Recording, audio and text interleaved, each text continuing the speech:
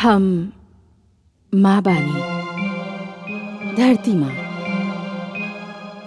आस्था एगो ऐसन शक्ति बा जे पर्वत के भी स्थान से डिगा सकेले। जेकर मन में ई आस्था और ये विश्वास बैठ जाए कि जीवन और मृत्यु त केवल ईश्वर के हाथ में बा, जे ई भेद पाले कि जियाए वाला और मारे वाला उहे परम परमेश्वर बा और केहू ना, ओकर मन से मृत्यु के भय निकल जाला। और जेकर मन से मृत्यु के भय निकल जाए उ जीवन के कौनो भी विपदा के सामना कर सकेला। प्रहलाद के मन में इहे अडिग विश्वास बा। ओके ज्ञात बा कि यदि विधाता ओके भाग्य में जल के मरल नैखन लिखले त आग ओके छू भी ना सकेले। हम त ई जाने के उत्सुक बा कि सिंहिका के का होखत बा, जे समझ रहल बिया कि अग्निदेव के वरदान ओकर इच्छा पूरा कर दिखाई। वो घड़ी आ ही गइल पुत्र, जेकर तू बड़ा उत्सुकता से प्रतीक्षा करत रहला। हमार भी जीवन के अनमोल घड़ी, तोहार भी जीवन के अद्भुत घड़ी पुत्र। जे भी चमत्कार के देखी भुला ना पाई, और जे भी चमत्कार के चर्चा सुनी सिहर उठी। रहत महाप्रलय तक आज के प्रदर्शन के चर्चा रही। चला पुत्र।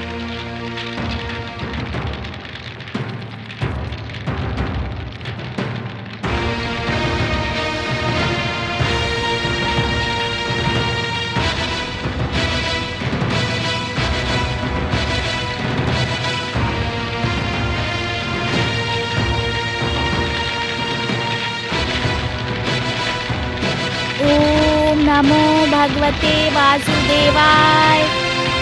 ओम नमो भगवते वासुदेवाय। ओम नमो भगवते वासुदेवाय।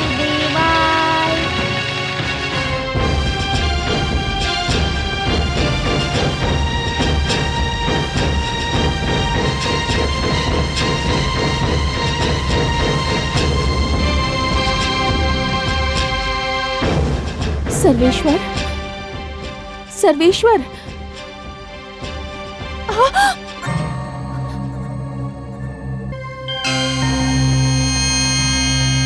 नारायण नारायण।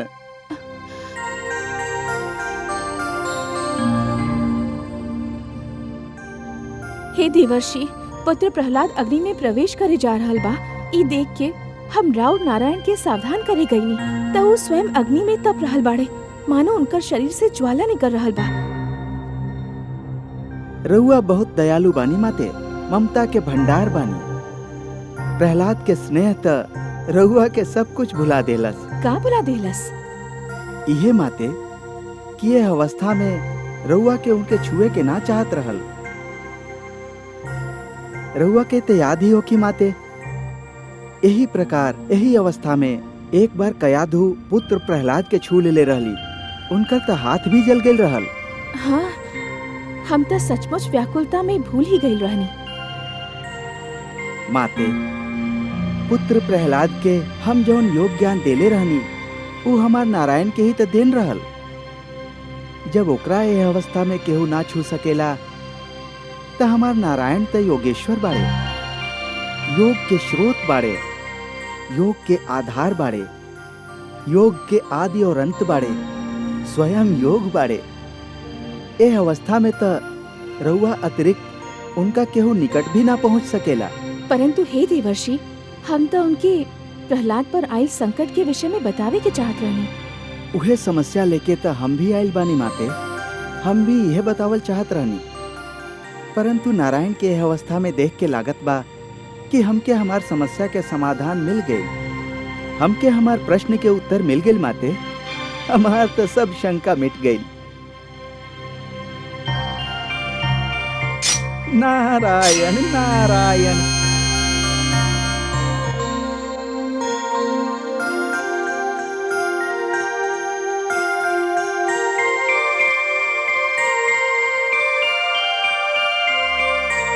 ओम नमो भगवते वासुदेवाय। ओम नमो भगवते वासुदेवाय। ओम नमो भगवते वासुदेवाय।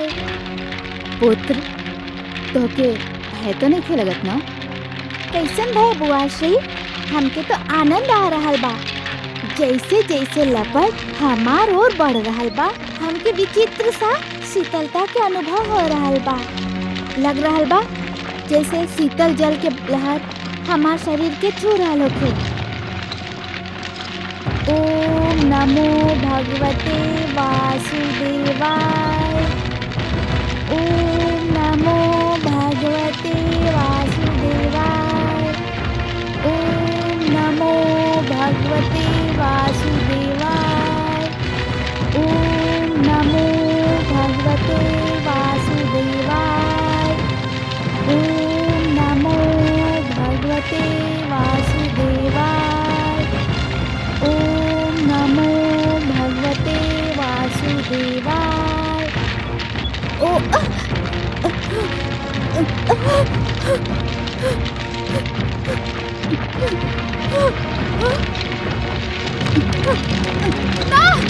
बचावा!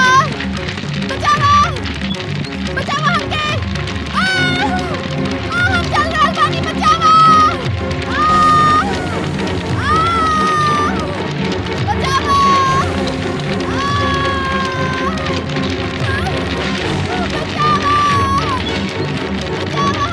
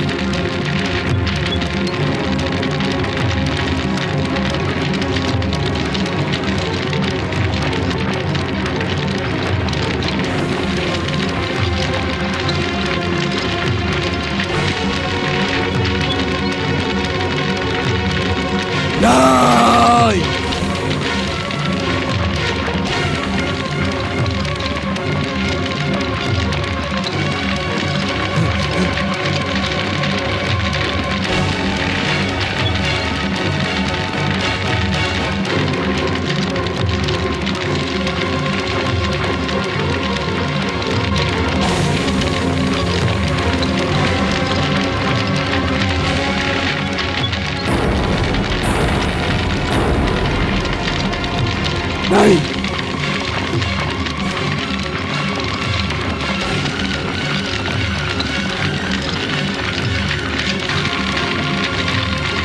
नहीं!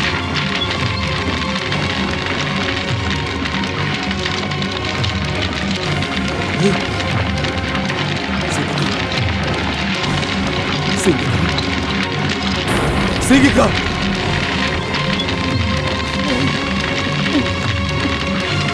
प्रहलाद के विष्णु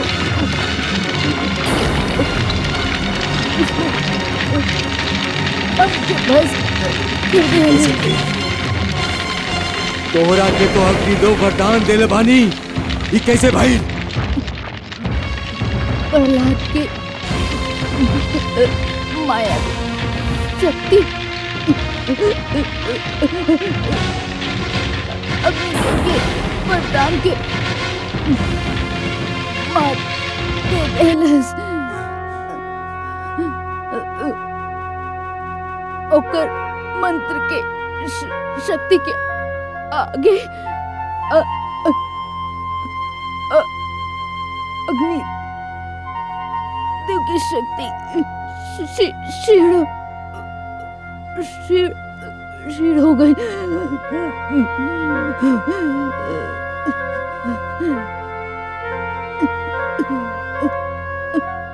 ओके जीवित मत छोड़िया भ्राताश्री, मत छोड़िया भ्राताश्री। रुआ के भी मार डाले। नहीं। सिंह सिंह का नहीं।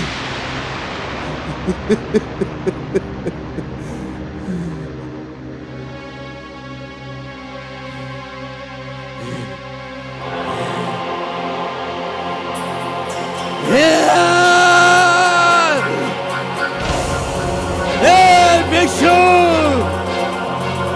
हमार बैरी, तू आज अपन बैरी की शक्ति दिखा दे, किंतु अब तू हमार शक्ति देख पे। तू हमार भ्राताश्री हिरणाक्ष के वध कैला, हमार बहन सिंहिका के जला के राख कर देला। हम तो के कदापि क्षमा नहीं के करब जब तक हम तुहार सर्वनाश न करबे, चैन के एगो सांस भी ना ले। अब तू हमार क्रोध के प्रकोप से बच ना सकेला, सुन ला तू।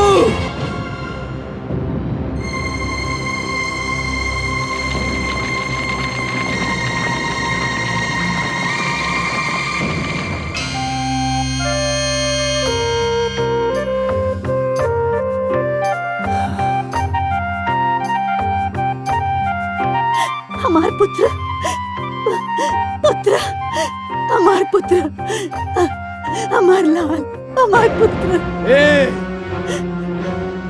धूर्त, हत्यारा, तो विष्णु हमार भ्राता श्री हिरणाक्ष के हत्या कैले रहले, और तू हमार बहन सिंहिका के हत्या कैले। अब चाहे कुछ भी हो जाए, हम तो के जीवित न छोड़ा। चल माते, माते, स्वामी, स्वामी हमारे पुत्र के छोड़ दे। माते, माते, माते, हमारे पुत्र, हमारे पुत्र।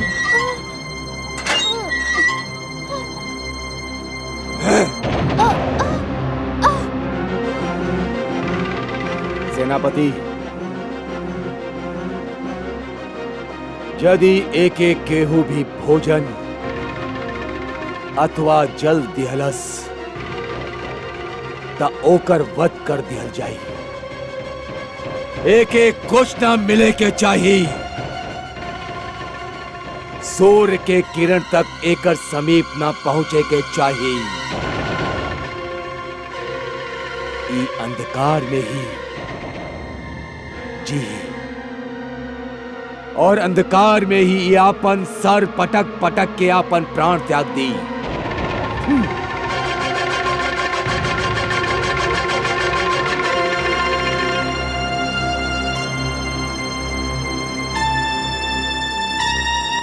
देखनी रहुआ महादेवी, सिंहिका के आपन भूल के विस्मरण भइल और ओकर दंड भी मिलल। हे दया सागर, हे करुणा सिंधु, रउआ के कोटि कोटि धन्यवाद। रउआ हमार पुत्र की रक्षा कैनी।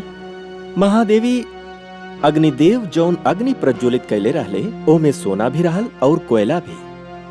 प्रहलाद सोना रहल जे तप के कुंदन बन गई, और सिंहिका कोयला रहल जे जल के राख हो गई। हम वास्तव में बहुत प्रसन्न बानी कि अग्निदेव सिंहिका के जला के भस्म कर दिले। केवल सिंहिका के ना महादेवी, सिंहिका के रूप में यज्ञ में पाप, खोट, असत्य और अहंकार के जला के भस्म कर दिहलस। यज्ञ त संसार के तन मन के सारा मैल जला के राख कर दिहलस। सिंहिका त जल के भस्म हो गईलस, बाकी अपना पीछे इतिहास छोड़ गईलस। कैसन इतिहास कमल नयन? सिंहिका अग्नि में जल के होलिका बन गईलस। ओकर सिंहिका नाम भुला दिहल जाई महादेवी। इतिहास होके होलिका कह के पुकारी। एगो नया परंपरा जन्म ले चुकल बा महादेवी। वसंतोत्सव में होलिका के जला के पाप के अंत करे के एगो परंपरा बन जाई। पाप के होली जलावल जाई और उत्सव मनावल जाई रंग खेल के, गुलाल उड़ा के। महादेवी, होलिका अब सदा खातिर असत्य के पराजय के एगो प्रतीक बन के रहे। परंतु हे सर्वेश्वर, रउआ देखब अब हिरण्यकश्यपु आपन सारा क्रोध अग्निदेव पर उतारी। उ बल खा रहल बा, कहे कि अग्निदेव सिहिका के जौन वरदान देले रहले उ तो असफल हो गईल। हमके अब अग्निदेव से सहानुभूति हो रहल बा। महादेवी, जौन प्रकार अग्नि यह पाप के गला त सकेले परंतु जला न सकेले, वही प्रकार हिरण्यकश्यपु देवता लोग के आतंकित अवश्य कर सकेला परंतु उनके मार न सकेला। यही से त हम मोहिनी रूप धारण करके देवता लोग के अमृत बटले रहनी कि सब देवतागण जन्म और मृत्यु के चक्र से बाहर निकल आवे।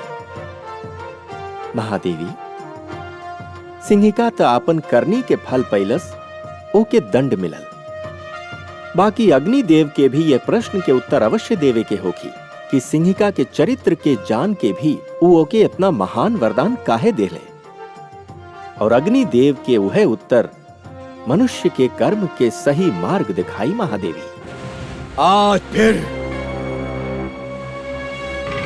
हमके इंद्रलोक में आवे के पड़ल, इंद्रासन पर बैठे के पड़ल, केवल तू देवता लोक के ही स्मरण करावे के खातिर की अभी तक देवलोक के स्वामी हम बानी। हम भगवान हिरण्यकश्यपु, अभी तक ही आसन हमार बा, हमार अभी तक। तो सब हमार अधीन बनो। हम तो सब पर विजय प्राप्त कैले रहनी, तुम सब पर। हम तू लोग के अहंकारी सर अपन शक्ति से झुकौले रहनी, अपन शक्ति से झुकौले रहनी। हम अग्निदेव, कहां बाड़ा तू? सामने आवा।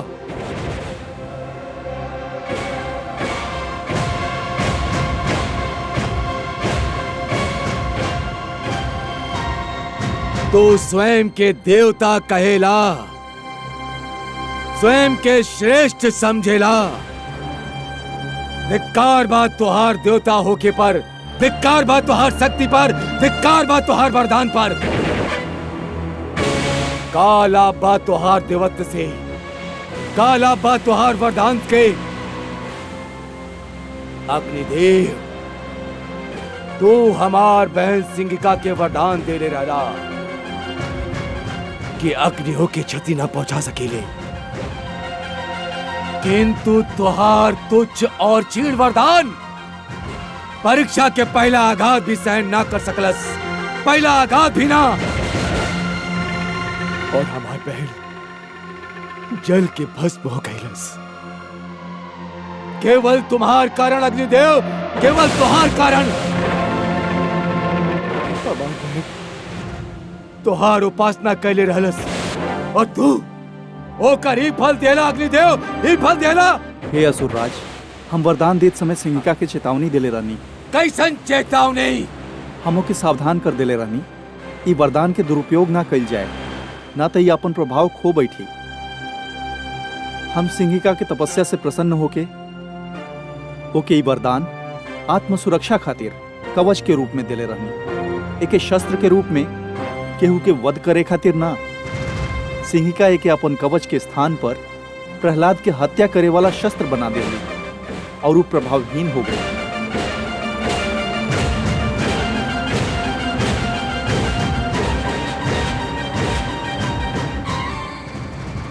प्रभावहीन हो गई तुहार वरदान।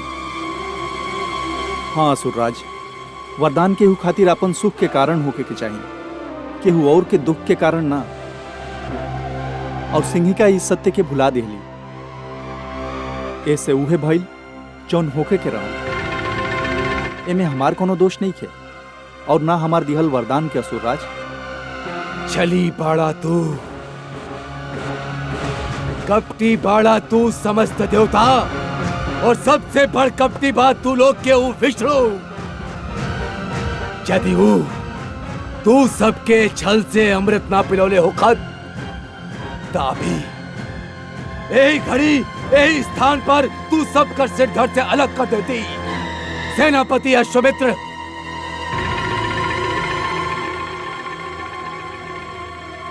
आज्ञा भगवान। ले जा इस समस्त देवता लोग के और डाल दे इनके कारागार में, जहाँ ई भी प्रहलाद की भांति अन्न और जल खातिर तरसत रहे, आजीवन सड़त रहे।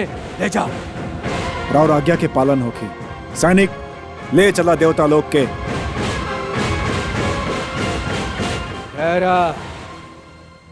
ऐसे ना, ओइसे ले जा जेकर ई देवता योग्य बाड़े। भेड़ बकरा के भांति हाकत ले जा इनके। चल चल चल चल रे, चल।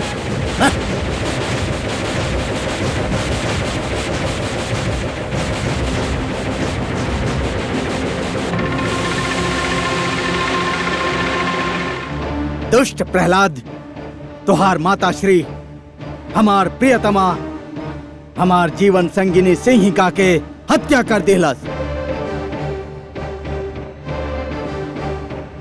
हमार मन ई माने खातिर तैयार नहीं के पिताश्री। काहे? का तू अपना आंख से उनका विवशता से तड़प तड़प के जरत और मरत ना देखला? देखले रानी पिताश्री, देखले रानी। परंतु अग्नि में तो पहले भी प्रवेश कैले रहली और वे कहत रहनी कि उनके कभी तनिक सा भी क्षति ना पहुंच पाइल। बाकी ये बार अग्निदेव के दिहल वरदान असफल काहे हो गइल पिताश्री? यही से कि यह बार वो अकेले ना रहली, प्रहलाद भी रहल उनका संगे। प्रहलाद के लगे मायावी शक्ति बा। वो सिंहिका के वध कैल चाहत रहल। वो अपन मायावी शक्ति से उनकर वध कर दिलस। वो हत्यारा हमनी के समस्त कुल के बैरी बा। यदि ऐसन होखत पिताश्री तो वो हमार जीवन काहे बचावत? हमके तो नाक डस ले रहल। उस समय तो प्रहलाद हमार निकट भी ना रहल। वो हमनी कुल के बैरी होखत पिताश्री तो वो हमार मृत शरीर के लगे आवत ही काहे? परंतु आइल वो अपन विष्णु से हमार जीवन के भिक्षा मंगलक और हम फिर से जीवित हो गई नी पिताश्री, फिर से जीवित हो गई नी। ऊ तो के सम्मोहित कर देले बा। तोहार मस्तिष्क पर ऊ नियंत्रण पा लेले बा। तू उहे सोचबा जौनु चाहत बाकी तू सोचा, तू उहे करबा जौनु चाहत बाकी तू करा। ई भी ओकरे मायावी शक्ति के प्रभाव बा। परंतु आपन प्रियतमा, आपन पत्नी सिंहिका के सौगंध, तोहार तर्क संगत बात भी हमके उसे सिंहिका के वध के प्रतिशोध लेवे से ना रोक सकेला। हम अपन मायावी शक्ति से होकर मायावी शक्ति के चकनाचूर कर दे। वो मूर्ख नहीं खे जानत कि काम रूप नरेश विप्रचित्ति के बाड़े का बाड़े। पिताश्री नारायण नारायण। स्वागत बा देवर्षि, राउर स्वागत बा। आज हमके कैसे स्मरण कैला? राउर स्मरण तो हमार जीवन के उद्देश्य बा, हमार जीवन के सर्वस्व बा। हमार जीवन ही बा लक्ष्मी नारायण। हमारा और कार्य ही का बा राउर स्मरण कैल और राउर चर्चा। बताई का समाचार सुनावे आइल बानी? सृष्टि के कौन भेद, कौन समाचार, कौन रहस्य रउआ से छिपल बा लक्ष्मी नारायण? हम तो बस आपन एगो उलझन सुलझावे, आपन प्रश्न के उत्तर पूछे राउर सेवा में उपस्थित भइल बानी। तब पूछी ना।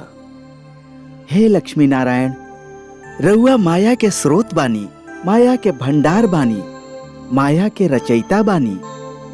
फिर विप्रचित्ति कौन मायावी शक्ति के बात कर रहल बा?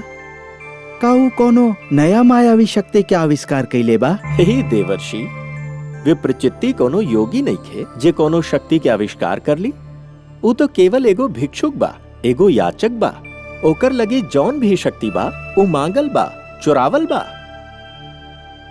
हे देवर्षि, जौन प्रकार यदि कोनो व्यक्ति उधार लिहल धन के यदि आपन संपत्ति मानी तब बहुत शीघ्र कंगाल हो जाई, ओही प्रकार यदि कोनो व्यक्ति मांगल शक्ति के आपन शक्ति समझे लागी त अति शीघ्र शक्तिहीन हो जाई। कर लेवे दीही ओके परीक्षा ये शक्ति के, क्षण भर आनंद उठा लेवे दीही ओके ये शक्ति के। वो बेचारा का जाने कि जहां से ओके ई एगो शक्ति मिलल बा उहां त महान शक्ति के भंडार बा।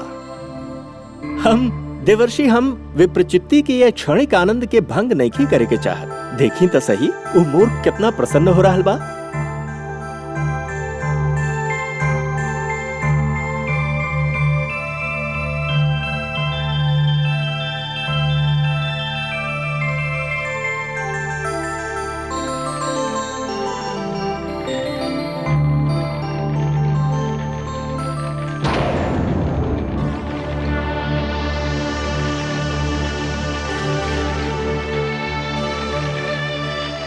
श्री रउआ प्रणाम। हमके बुआ श्री के मृत्यु के बहुत दुख बा।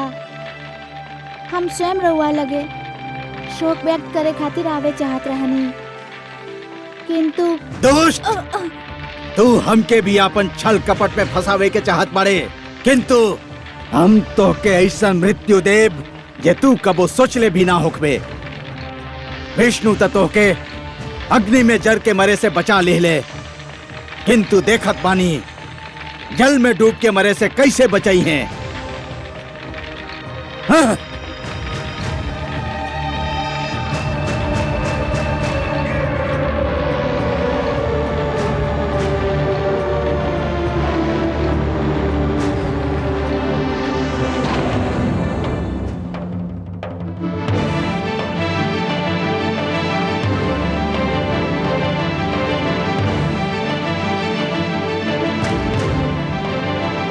दुष्ट, तोर त नेत्र बंद बा, तू त अपन दुखद अंत देख भी ना पैबे। जो डूब मरे सागर के तल में। हाँ? ले लीनी हम सिंहिका के वध के प्रतिशोध। ये धूर्त अब सागर के तल से कभी ऊपर ना आ सकी। ये सागर के तल एकर समाधि बन जाई।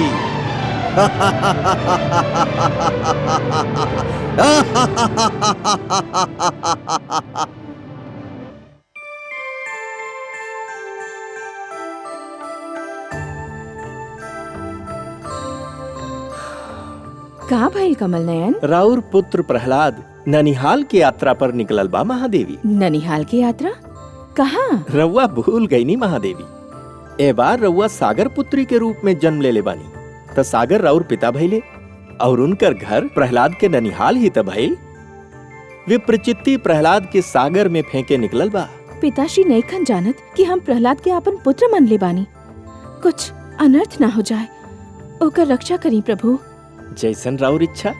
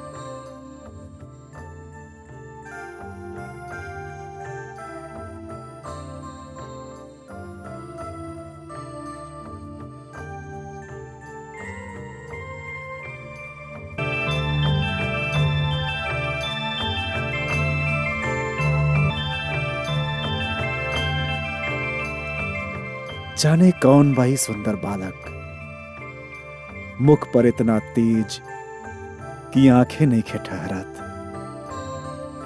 कैसन मीठा निद्रा में सुत रहल बाऊ। बाकियों के जगह के पूछल भी तो उचित ना होखी ना। जाने कैसन सपना देख रहल होखी। किंतु ये कमल हमसे कह रहल बा कि निश्चित ए मनमोहक बालक के संबंध हमार जमाता श्री हरि विष्णु और पुत्री लक्ष्मी के संगे बा। कमल जौन हमार जमाता के हाथ के शोभा भी बा और पुत्री लक्ष्मी के आसन भी।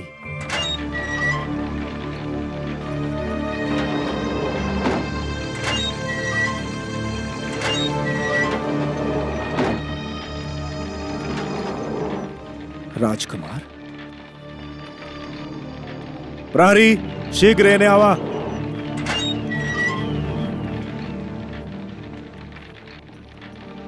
राजकुमार कहवा गइलन? श्रीमान अभी तो यहीं रहले। केहू कारागार के द्वार खोलले रहल? ना श्रीमान, जब से भगवान हिरण्यकश्यपु राजकुमार के यहाँ बंदी बनौले बाणे तब से द्वार खुलल ही ना। जाने का रहस्य बा। हमके तुरंत भगवान के एकर सूचना देवे के होखी।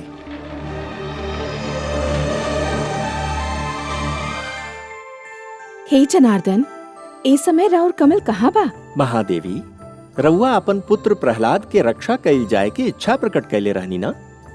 हम अपन कमल के ओकर शैया बना देहनी। राउर पुत्र चैन से सो रहल बा। हमार पुत्र सकुशल तबाना। महादेवी, जे सकुशल ना होखेले उ इतना गहरा और मीठा नींद कहाँ सूत पावेले। ऐसन निश्चिंत निद्रा तक केवल उनके ही भाग्य में होखेला जे स्वयं के पूर्ण रूप से ईश्वर के समर्पित करेले। रउआ घबराई मत, राउर पुत्र सकुशल बा। विश्वेश्वर सत्य कह रहल बाड़न पुत्री। प्रणाम पिताश्री। प्रणाम सागर देवता। प्रणाम। हम राउर स्वागत करतानी।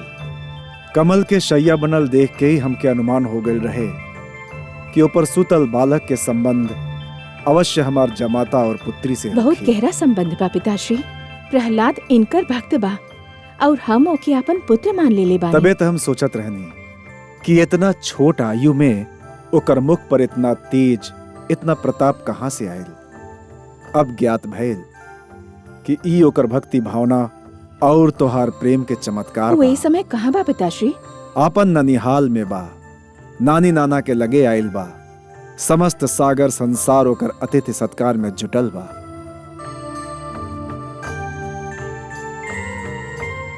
कहाँ लुप्त हो गई दोस्त? कहाँ लुप्त हो गई?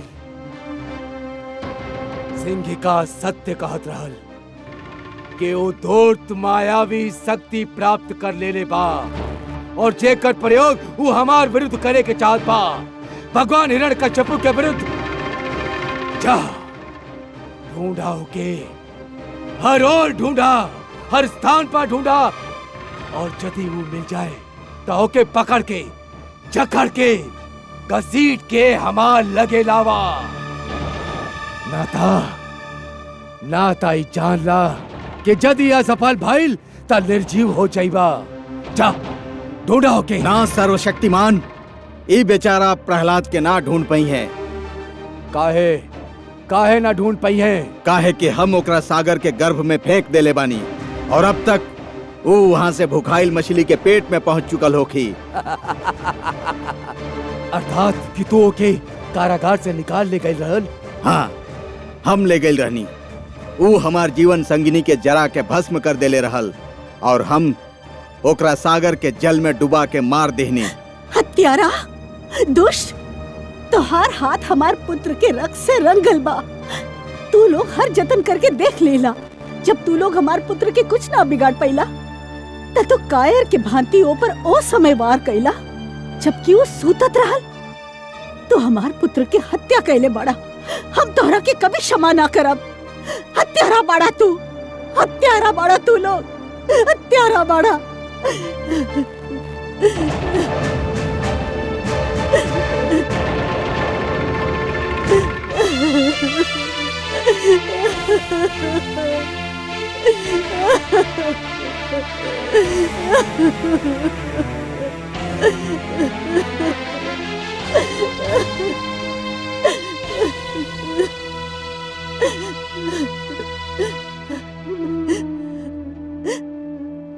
हे समुद्र देव, हम रवा से अपन पुत्र वापस ले। रवा के हमार पुत्र वापस लौटावे के ही होगी, लौटावे के ही होगी हमार पुत्र वापस। हमार पुत्र, हमार लाल,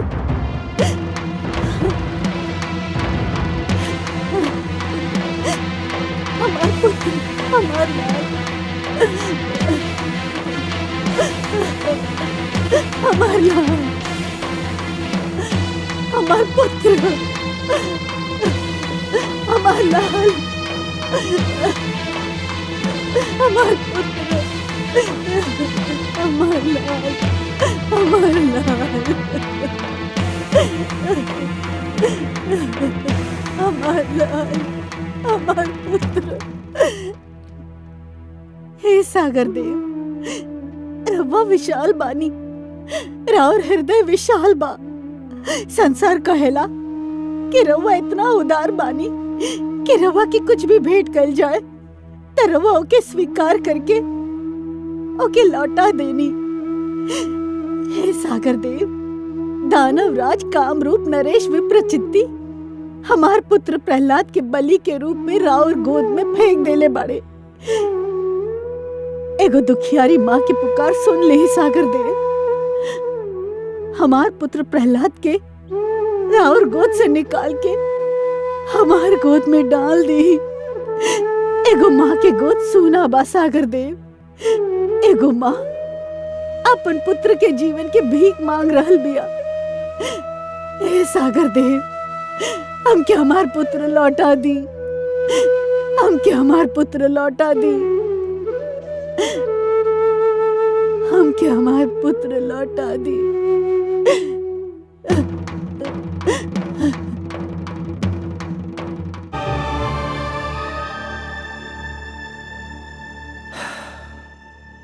देखनी रहुआ विधि के विडंबना महादेवी। पुत्र अपन ननिहाल में चैन की नींद सूत रहल बा और अनजान माता समुद्र के लहर से उलझ रहल बिया। ममता यही के तो नाम बा कमल नयन। पुत्र भले कितना ही सुखी होखे, परंतु यदि माता के आंख से ओझल होखे तो माँ के पल भर भी चैन ना पड़ेला। उतर पुत्र के मुख देख के ही जियले। बेचारी कयाधु, ओके तो ई भी पता नहीं खे कि ओकर पुत्र कहाँ बा, कहाँ कर रहल बा। हमके तो भय बा कि कयाधु कहीं पुत्र वियोग में पागल होके डूब के अपन प्राण न दे दे। हाँ महादेवी, वो तो सागर में आगे बढ़त ही जा रहल बिया। रउआ के ओकर प्राण के रक्षा करे के होगी कमल नयन। महादेवी, सागर तो राउर मायका बा, हमार तो ससुराल बा, और ससुराल में अपन अधिकार और शक्ति के प्रयोग हमके अच्छा ना लागेला देवी। देखी, पिता के घर पर तो पुत्री के अधिकार होखेला, यही से वहाँ हस्तक्षेप के कष्ट तो रउए के करे के होखी देवी। राहुल इहे इच्छा बा त जात बानी। कयाधु के ऐसे डूब के मरे ना देव हम, वो भी वहाँ सागर में जौन की हमार मायका बा।